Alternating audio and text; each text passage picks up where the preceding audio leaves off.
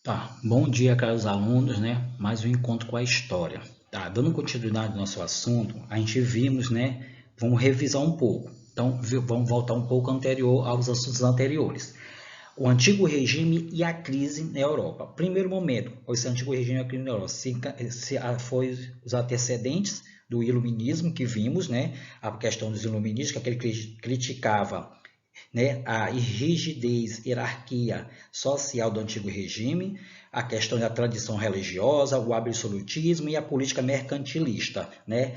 E eles lutavam muito, esses iluministas, pela questão da razão e a liberdade e igualdade entre os indivíduos nas sociedades. E pregavam também um princípio do liberalismo econômico e o livre iniciativa econômica. Foi o iluminismo. Saindo do iluminismo, entramos na Revolução Inglesa do século XVII. Vimos lá na Revolução Inglesa, né, a questão da dinastia Tudor, que se apoiava na prosperidade econômica na Inglaterra e as suas bases de relações estabelecidas no parlamento e na burguesia. Também vimos também nessa mesma revoluções os conflitos ocorridos durante a dinastia Stuart, né, por conta das suas medidas motivadas pelas medidas absolutistas, né, dos reis, com a cobrança de altos impostos, e a partir daí dando tentativa de reduzir o poder do parlamento e a concessão de monopólios da burguesia e comercialização livres, né, que eles tinham. Também vimos também nesse mesmo contexto a Revolução Puritana, que após estourou uma guerra civil entre os nobres católicos e a Igreja Anglicana, e também vimos a Revolução Gloriosa, que consolidou, né, a questão da hegemonia burguesa na Inglaterra e a autoridade do parlamento. Isso foi tudo, né, a revoluções inglesas do século XVII, lembrando que todo esse contexto que eu acabei de falar está inserido no antigo regime e a crise na crise na Europa. Para fechar, vamos lembrar um pouco também, após, né, as revoluções estouradas inglesas no século XVII, aí também, ainda nesse antigo regime e a crise na Europa, a Inglaterra na liderança econômica europeia. Então, a economia da Inglaterra é a maior economia dos 4 países do Reino Unido. A partir daí, a Inglaterra é um país altamente industrializado e a partir desse momento ela começou a produzir produtos textis e químicos. E a moeda oficial da Inglaterra é a mais realmente utilizada como forte moeda do mundo. Nesse parâmetro, né, a gente vai entender um pouco sobre essa liderança econômica europeia da própria Inglaterra, realmente se destacou nessa crise, né, desse antigo regime após as revoluções, né, inglesas no século XVII.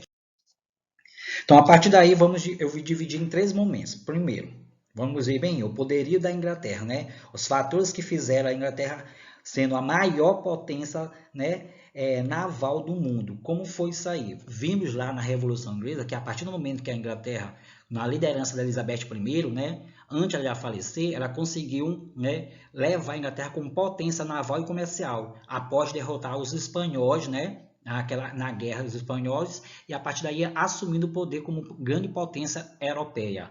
Mas o primeiro momento dessa enquete, podemos citar o seguinte: durante o século XVII e século XVIII, a Inglaterra ampliou suas frotas naval e sua presença no comércio marítimo, fazendo assim garantindo a sua obtenção das matérias-primas e o esgotamento da sua produção. Isso foi um ponto, né, decisivo.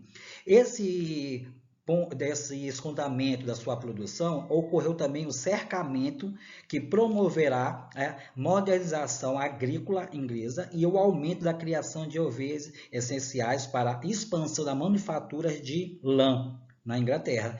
E em prejuízo dos camponeses, foram expulsos das suas terras. Isso foi o poderio da Inglaterra nesse primeiro momento bem aí. No segundo momento, que vimos os ingleses no comércio negreiro, a gente pode citar o seguinte: eles tiveram maior exploração de tráfico transatlântico de escravos, né, que foi uma atividade que envolveu a Inglaterra, comerciantes, burgueses, banqueiros, né, donos de manufaturas, e proporcionou o que? grande acúmulo de capitais do país. Essa participação da Inglaterra no tráfico negreiro levou à participação direta e à participação indireta. A direta foi até 1807, a indireta foi após 1807. Tivemos sistema triangular na direta, que esse sistema triangular era trazidos esses escravos da África Ocidental para ser comercializados nas colônias inglesas na América, para, sobretudo, podemos citar que esses escravos vinham da Jamaica do Sul, né, após as 13 colônias. E a indireta, podemos colocar que essas barreiras desses tráficos, né, desses agentes de tráficos, financiava a viagem de navios negreiros que fornecia artigos industrializados para escambos de cativos. Esses africanos tinham ações em companhias de mineração americana e empregava realmente esses escravos trazidos realmente após 1807. Então, tudo isso foi o poder, né, da liderança econômica da potência inglesa naqueles primeiros momentos, daquele salto, né, que deu por conta das revoluções inglesas que estourou, né, em meados do século XVII.